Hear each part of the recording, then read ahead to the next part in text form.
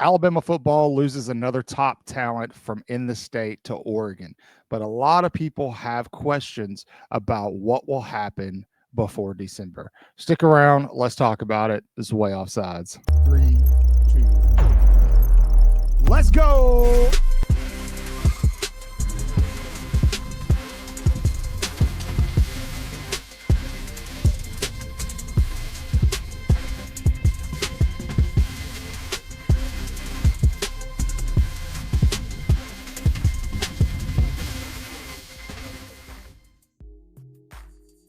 Good morning, good afternoon, good evening, whatever the case may be. Hey, Alabama fans, it's August 1st. And although a lot of you like to come here to talk about recruiting, we love talking about recruiting with you. It's time for football. College football is here at the end of this month, and we're going to cover everything you need to know, plus recruiting as we get closer to that early signing period in December. If you don't want to miss it, it's super simple. All you've got to do is hit the subscribe button, hit the notification bell. You won't miss a thing. Shorts, long form content, lives. We'll be doing game reactions, all sorts of stuff to get you through the 2025 season as we kind of get ready for the expectations are really, really high. We'll say that. But even though it's August, even though the NFL Hall of Fame season started last night, or the Hall of Fame game was last night, people are still talking about recruiting for one big reason, and that is because Alabama missed out on 5-star edge Anthony Tank Jones out of St. Paul High School yesterday. A lot of people are reeling from this one. There's a lot of emotional reactions over on social media for those of you who follow us on X. And a lot of people are trying to make sense of this. A lot of people are trying to grasp it. And quite frankly, a lot of people are pissed off because twice in a row, you've had Oregon come into the state of Alabama and take perceivably the best player in the state. Last recruiting cycle was Naeem Offord. This recruiting cycle, it's Tank Jones. And it's mostly Alabama fans here that are upset because they were in the Final Three. I'm sure Auburn fans feel some kind of way about it, but they weren't a finalist for him, so they kind of have had a longer time to process. But let's talk about what happened first, and then there is a philosophy on social media amongst Alabama fans that this one isn't done. We're going to talk about that. I think there's some truth to that, but I also think you should be cautious with that type of thinking. So we're going to talk about that too. First and foremost, yes, I'm not going to speculate on dollar amounts and things like that, but yes, Tank obviously took a bag to go to Oregon. Furthest away from his home. Oregon they've said they've been pretty loud about their recruiting attempts with NIL, but something I want you guys to remember is Oregon is another one of those schools right now who doesn't have 30 plus verbal commitments. So Oregon is using their NIL very similarly to, I just destroyed that word, very similar to how Alabama is actually using their NIL. The difference is Oregon's going into other states to pull their talent, while Alabama, a lot of their big name talent was already in state. Now, Alabama's been able to go into Georgia and get a couple of guys out of there. But the Tank money is obviously going to be a consideration, but that applies to any big name recruit nowadays. That applies to Cedarian Morgan. That applies to Xavier Griffin. That applies to Xavier Crowell. I'm not saying that they're making their decisions based solely off of finances, but it is a consideration in their recruitments. They're big names. They're being offered big NIL packages by multiple schools. So yes, that is going to factor into their recruitment, I'm certain. Now, is that the primary focus of some of those guys? Maybe, maybe not. The only one that I've talked to, and we've had him here on the show, is Xavier Griffin, and I did not get that feel from him nor his mother, who I can tell you this much. Jay Clay, she had that one. She had that one pinned. She said, "You're going to Bama." I don't know, but in terms of Anthony Tank Jones, yes, yeah, fine. Like an NIL package was definitely going to be a big factor in his recruitment. We told you guys a few weeks ago, I can't remember if it was a short or in long form where we were talking about him. And we did a video breaking down the finalists, and I think I said something along the lines of, this one kind of scares me because when you look at the finalists, you had Alabama, Texas A&M, Oregon. Alabama can't compete long term with the NIL packages that Texas A&M and Oregon could potentially offer. They just can't. So, and then Oregon made Tank a priority when they missed out on the other guy. I think he went to Texas. I can't remember right off the top of my head. It became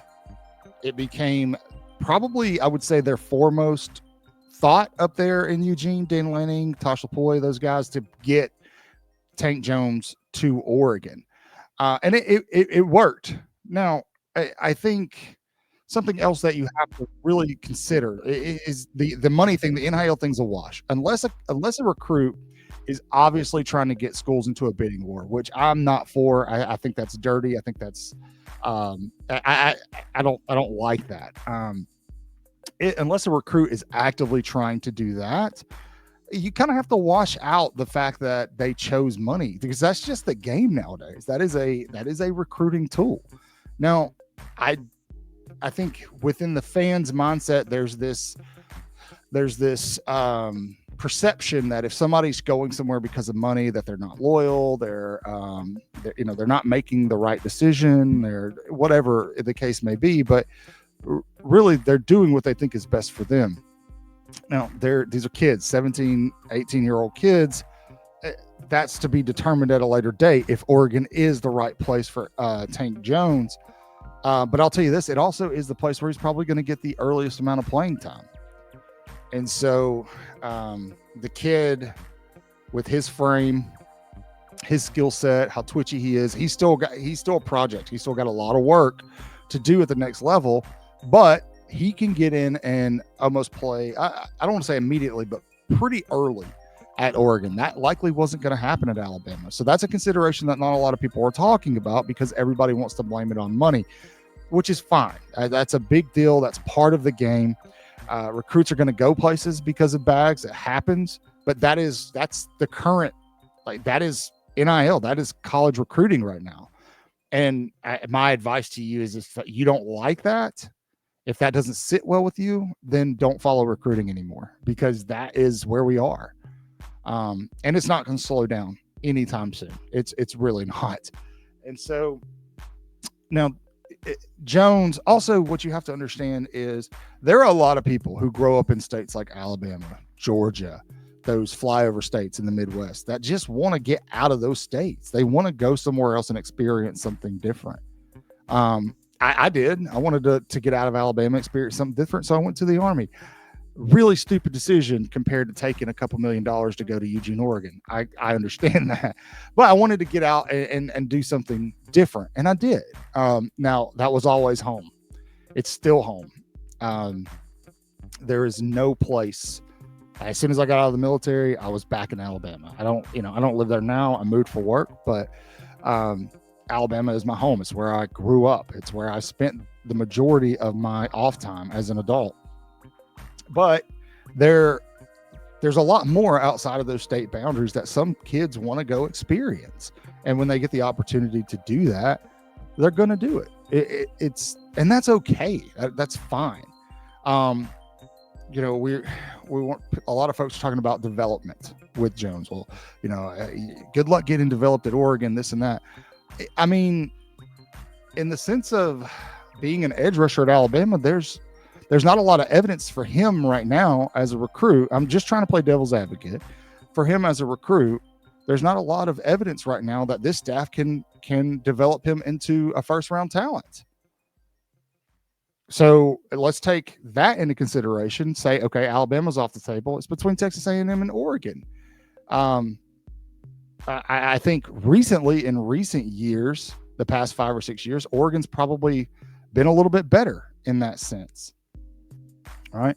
They throw in a little Nike incentive and boom, there you go. The choice was easy. Now, I'm saying all this not to say that it's not okay that a school, especially a school over way on the West Coast, can come into Alabama and take some of its top talent. That's a problem. That's a problem that needs to be addressed both at Alabama and at Auburn. moving forward, because if Alabama wants to stay at the level that they're at, if Auburn wants to get there, they have to keep those kids home. But also don't let it distract you from what Alabama has done on the recruiting trail. They've kept two out of three of those guys at home right now, verbally. Let's be very clear there. And so they lost one. Everybody loses their mind, and they forget about what Alabama's done so far. Alabama has five five-star commits. Xavier Crowell, they dropped him to a 4-star, but he's a 5-star. He'll be a 5-star when it's done, when the final kind of reevaluations go out later in the fall. And so they've done a great job. They've done a really good job. If Alabama had 30-something commits right now in this class, they'd have the number one class in the country. That's the only reason USC does. Alabama's and Oregon now have out-recruited Georgia, USC, all those guys when you look at quality over quantity. And that's not a Cope statement. That's mathematical fact. When you look at the overall ratings of the players, blah, blah, blah, you can base it on star ratings or evaluations, whatever you want to do. Alabama and Oregon have amassed the best talent in this class so far, as opposed to the most talent. So now the other part of this that I want to remind you guys is it is August 1st. Tank committed yesterday on July 31st. There is a long way to go till National Signing Day. And there is a thought out there. I've heard the rumors already. Somebody I'm in a chat with was saying that their wife works with somebody or knows somebody who works at St. Paul's, and that Tank is uncomfortable with this, with his choice already, this and that. There's going to be a lot of that in the coming weeks. I would caution all of you, first of all, be very careful about who you listen to and what you listen to right now. A lot of people are emotional about this one, which in my mind is a little ridiculous because we're talking about kids. But, we have a long, 125 days till the early signing period opens up. And there's a season to be played. So there's a lot of football that these kids are going to be watching throughout as they play through their senior years. And they watch the 2025 season, and that will impact a lot of decisions. It will impact some decisions negatively for Alabama too. That is something that everybody needs to prepare themselves for, as it will for Oregon, as it will for USC, as it will for Ohio State, as it will for Georgia, as it will for everybody else who's recruiting well right now, Texas A&M. Okay, that's the nature of this beast. I think in my mind, On3 just posted a graphic a couple of days ago of the guys they think are most likely to flip during the 2025 season. The number one player on that list, I think, is somebody Alabama fans need to watch out for. If Bama can get him on campus this fall, it's somebody that Alabama fans need to keep an eye on. Now, that also means that there's other guys that are playing for Alabama that I think you need to keep an eye on. Nothing is set in stone. This is a preseason ranking, basically, is what we're talking about. These kids are going to shift. They're going to ebb and flow over the few weeks. You get a lot of kids who kind of get to an emotional high, a climax almost when they commit. And after a couple of weeks, when that wears off, they start looking at things maybe more logically. This is why I don't like kids who commit on official visits. I'm not a big fan of that, because you're committing based purely off of emotion as opposed to what's best for you. And then a lot of times you'll see a couple months later, once that official visit's open or over, you kind of see there's a flip in there. I will say, in terms of Tank Jones, yeah, I think Alabama's could still 100% pursue him. And I don't think the interest isn't there. It's his home school. He said it. He's been clear. Like, he has really good relationships with C-Rob. That place feels like home. It's his dream school. It's where he's always wanted to play. It's where he grew up watching.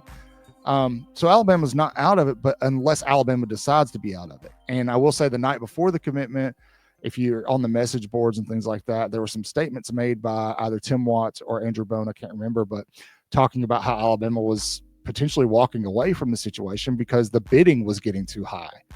And Alabama's not going to overpay for somebody. They're just not. They showed that with Brandon Arrington. They showed that with a lot of people. And so I think I think, and these are just my thoughts, okay. I think in this sense, this is one of those ones that we watch. If it's not, then what does Alabama do moving forward? Do they go and offer KJ Ford a bigger bag and pull him out? Alabama fans aren't going to say anything if Alabama's able to flip KJ Ford and get his commitment from Florida and he ends up signing with Alabama. We're not going to say anything about him chasing bags, right?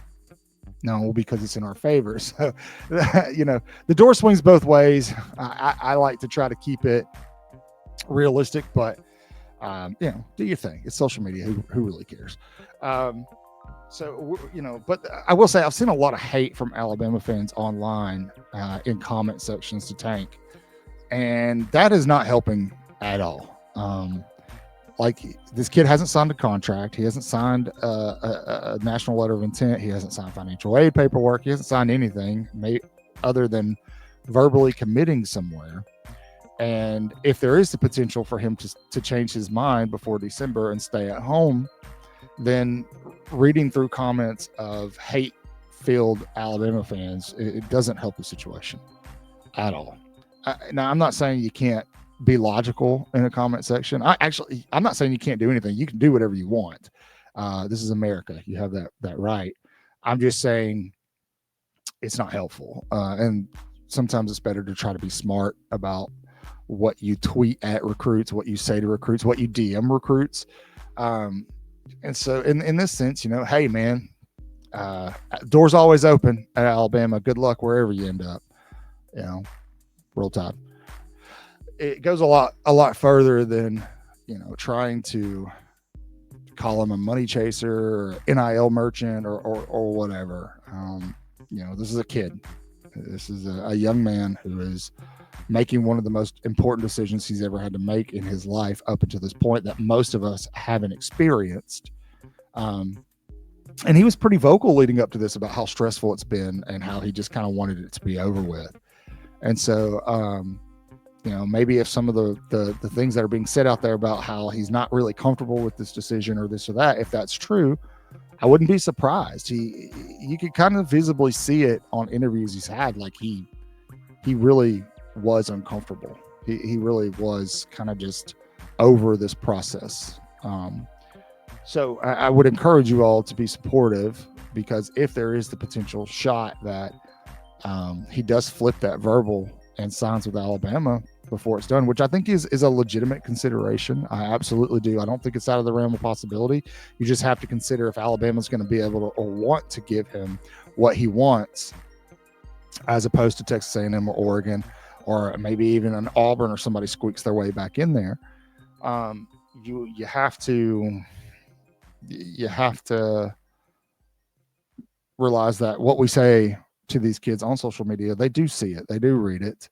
And they're kids. Unlike me, I'm a grown man. I can read something stupid that somebody says in my comment section on a YouTube video or an X, and it doesn't bother me because, I don't know you. You don't know me outside of looking at me on a screen on your phone. But, 17, 18-year-old kids, especially in that generation where they're really tied up into social media and the perception that people have of them online, that can be devastating. It really can be. And a lot of older fans, a lot of the people running these burner accounts and things like that, they need to understand that if they actually care about their program or the university, they really need to try to grasp that better and honestly just be better people online. I've seen a lot of hate comments towards him in the past almost 24 hours, and it's been pretty sad to see, to be honest with you. Anyway, so my general thoughts ending the video is that yes, I think that an NIL package was the difference here. I do think playing time was a big consideration. I think there's also the potential that Tank just wanted to get out of Alabama and try something different, carve his own path. Do I think this one's completely over? No, I don't. I think that unless Tank Jones comes out and says he's shutting it down, which could happen, I think that the communication lines will remain open, and we'll see what happens in the coming weeks. That's it. Tell me in the comments if I'm right or wrong. As always, thank you guys for sticking around, hanging out with Cotton as he gives you his thoughts on this wonderful Friday. We have football back, boys and girls. We made it. I'm proud of you. As always, say your prayers, read your Bibles, wash your hands. Horns down, beat Auburn and LSU and Tennessee too. Roll Tide.